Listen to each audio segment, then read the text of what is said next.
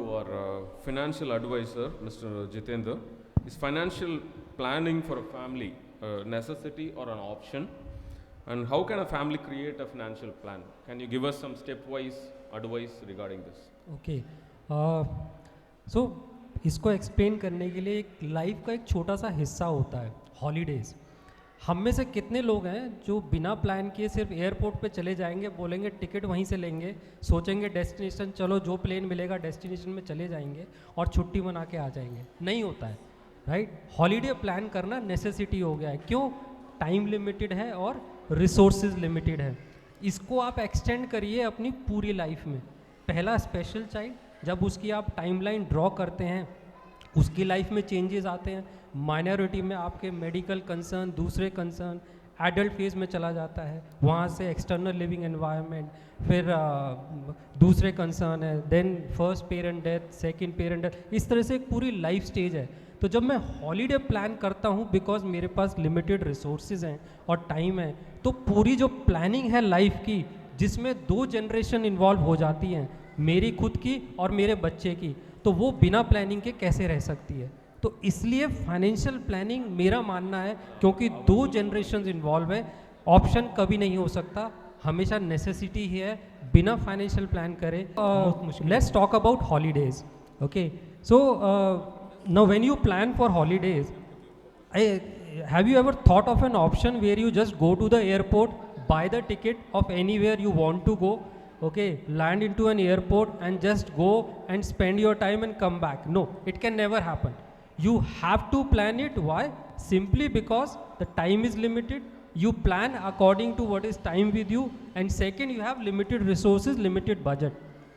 Now extend this to your complete life, where a special need child is also involved with your own life. So there are 2 generations involved. Now when within one generation, for example, I leave the child aside, say your own retirement, you are buying a house, buying a car, everything has to go with a plan. So when there is a special need child, your requirement increases. So when a 1 week trip, you cannot plan, you cannot do it without planning. So how can a complete life go without planning? So that's why financial planning is always a necessity. It's not an option. Yeah, the steps. Okay, step. So it was when I was writing my book, so I thought what can be the easiest stepwise process of how you plan for your own future and your child future. So came out with an easy 8 step. It start with writing your own vision.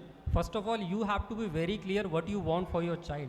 Then only you can elaborate to people who are going to be stakeholders. So write your vision.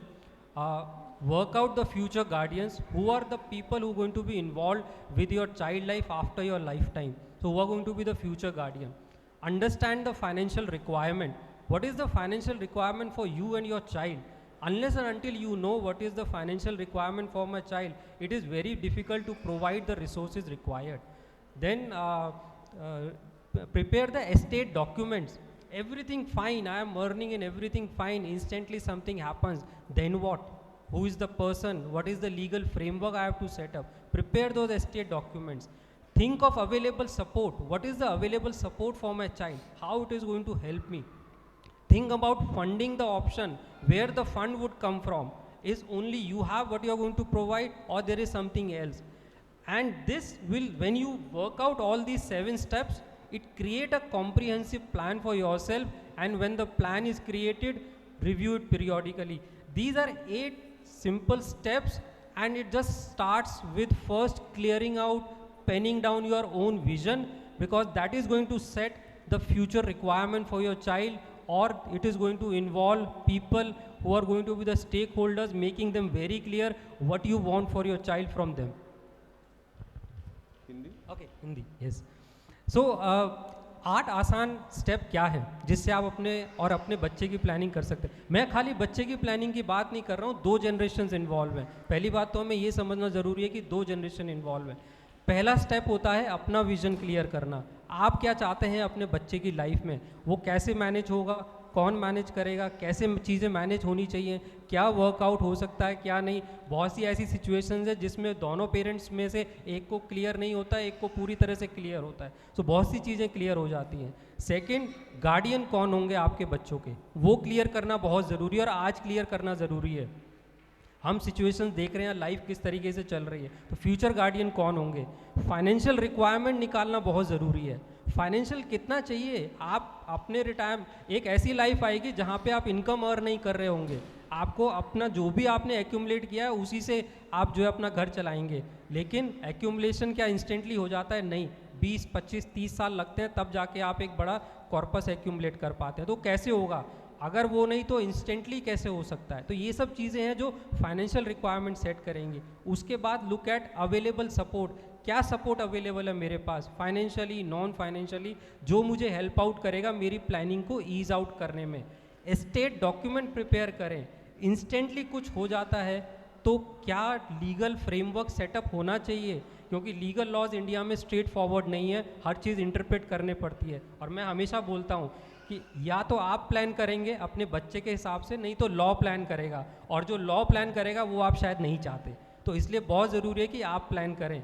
उसके बाद funding कहाँ से होगी, जो भी आपने legal framework setup किया उसकी फंडिंग कैसे होगी, आपके पास कहाँ से मनी आएगा।